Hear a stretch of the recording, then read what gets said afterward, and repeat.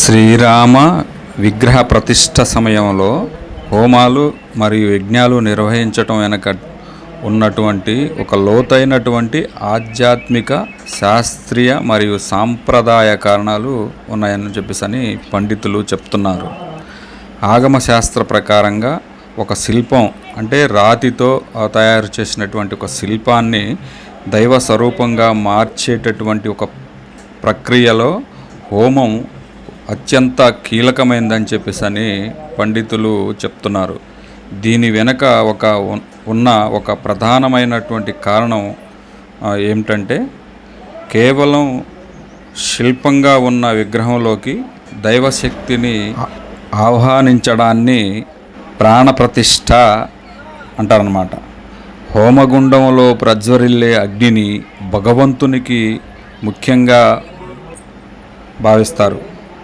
వేద మంత్రాల ద్వారా పలికే శక్తిని అగ్నిదేవుడు గ్రహించి ఆ శక్తిని విగ్రహానికి దారపోస్తారు. దీన్నే ప్రాణప్రతిష్ఠ అని, శక్తిని నింపటం అని చెప్పేసి అంటారనమాట.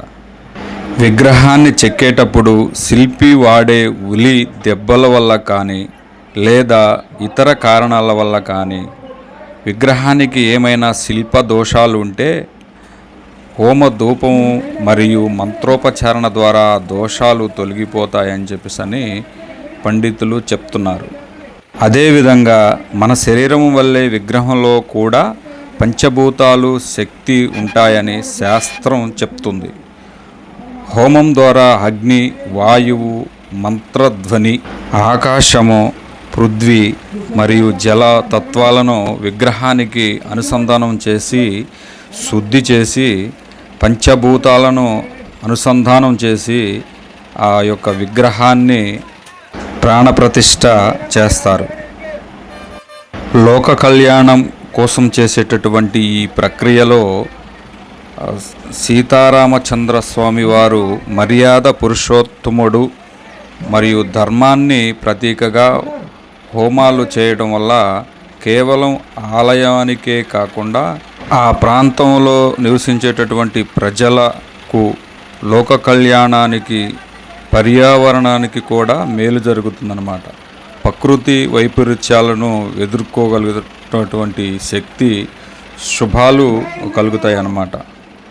అదేవిధంగా ఈ హోమాలు చేయటం వల్ల హోమంలో వాడేటటువంటి నెయ్యి, సమిధలు అంటే కట్టెలు, మూలికల వల్ల వెలువడేటటువంటి ధూప నుంచి గాలి శుద్ధి చేస్తుందన్నమాట. మంత్రాలు, ప్రకంపనలతో భక్తులలో ఏకాగ్రత, భక్తిని పెంపొందిస్తుందన్నమాట. ఆ ప్రాంతం మొత్తం కూడా ఒక ఆధ్యాత్మిక చైతన్యంతో నిండిపోవడం వల్ల మనిషిలోనే భక్తితత్వాన్ని పెంపొందించి ఆధ్యాత్మిక వైపు నడిపిస్తుందన్నమాట.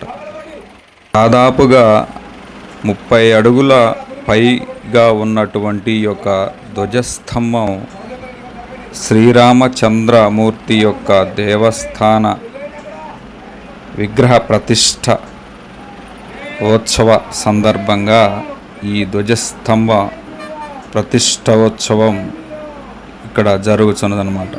2 క్రెయిన్ల సహాయంతో భక్త జన సముద్రముతో శ్రీరామ నామము మారు మ్రోగుచు ధ్వజస్తంభ ప్రతిష్ట ఉత్సవం జరుగుతున్నదన్నమాట. ఆపదామపహర్తరం దాతారాం సర్వసంపదం లోకాభిరామ శ్రీరామ భూయో భూయో నమః. ఆపదలను తొలగించేవాడు, సకల సంపదలను ప్రసాదించేవాడు, లోకానికే అందమైన వాడు అయినటువంటి శ్రీరామచంద్రుని పదే పదే నమస్కరిస్తున్నాను.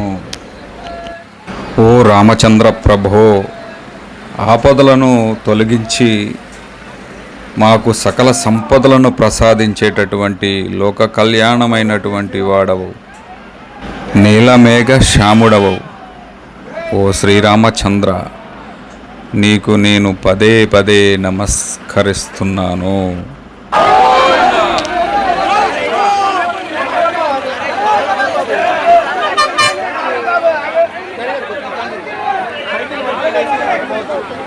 చేసుకున్న తర్వాత అందరూ నవరంగా ఎదురు కొద్దిగా దయచేసి దూరంగా ఉండడానికి కూర్చోబెట్టండి. పీటలో కూర్చోబెట్టిన తర్వాత అందరూ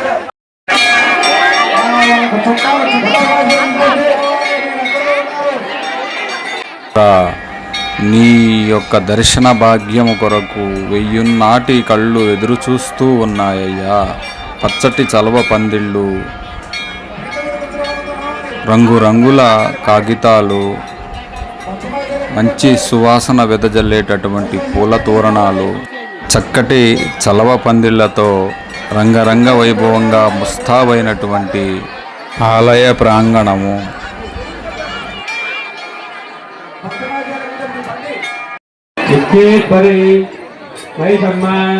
మహాగణాధిపతి యుగల నాగేంద్ర వీరాంజనేయ రాధాంజనేయ దేవుడికి విధానాలు ఇవ్వాల్సిన వారు దేవుడి గుడి అనేది చాలా ఖర్చుతో కూడిన కార్యక్రమం కాబట్టి ఈ యొక్క కార్యక్రమానికి ప్రతి భక్తులు కూడా అగ్నే నాదాయ స్వాహ అగ్నే నవదే స్వాహ ప్రజాపదే స్వాహ మిర్యాల నరసింహరావు 116 రూపాయలు ఇచ్చారు.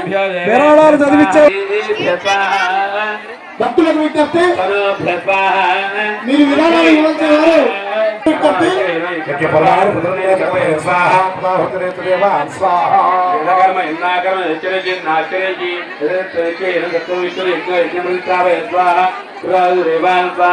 గ్రామం యొక్క మధ్య భాగంలో ప్రతిష్ఠింపబడినటువంటి నాభిశిల బొడ్రాయి అమ్మవారిని ప్రతిష్ఠించటం అనేది జరిగిందనమాట. పంచాక్షరి అంటే బీజాక్షరాలతో నిర్మితమైనటువంటి ఈ యొక్క బొడ్రాయి అమ్మవారిని ప్రతిష్ఠ అనేది జరిగిందనమాట. అదేవిధంగా ఆంజనేయ స్వామి వారు నీ విగ్రహ ప్రతిష్ఠోత్సవం కూడా చేయడం జరిగింది అన్నమాట. అదేవిధంగా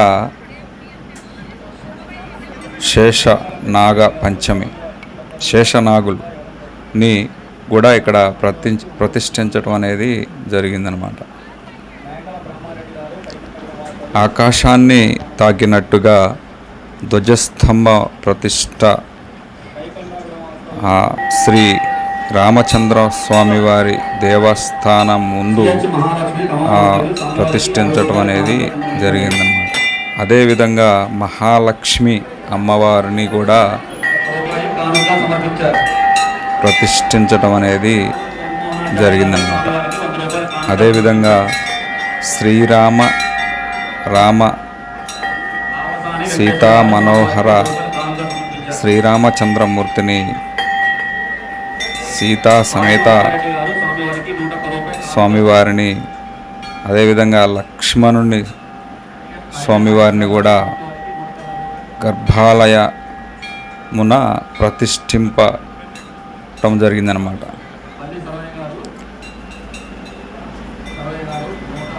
నయనాంధకారుడైనటువంటి శ్రీరామచంద్రుడు దివ్య మంగళ స్వరూపుడైనటువంటి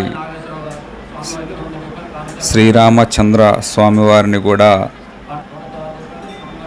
ఈ విధంగా ప్రతిష్ఠించుకొని భక్తులకు కనుల అర తిలకించే విధంగా ప్రాణప్రతిష్ఠ చేయడం జరిగిందన్నమాట.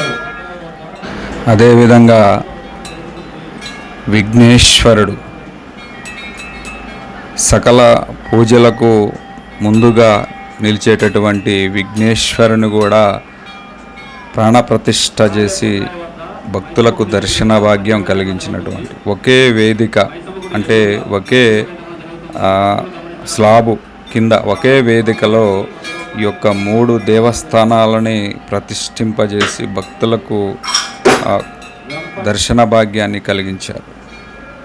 బలిపీఠం, ధ్వజస్తంభం ముందు ప్రతిష్ఠించేటటువంటి బలిపీఠం, శిఖర శంకు చక్రాలు మనం ఇప్పుడు చూస్తున్నాం అన్నమాట. రామాయ రామభద్రాయ రామచంద్రాయ వేదసే రఘునాథాయ నాదాయ సీతాయం పతయే నమః. మరుసటి రోజు ఎంతో భక్తి శ్రద్ధలతో అమ్మవారికి బోనాలు అర్పించి తరిస్తున్నారు. ఈ వీడియో చూసినటువంటి ప్రతి ఒక్కరికి కూడా ధన్యవాదాలు తెలుపుతూ శ్రీరామ చంద్రమూర్తి కరుణ కలగాలని దయచేసి లైక్ చేయండి, సబ్స్క్రైబ్ చేయండి, షేర్ చేయండి.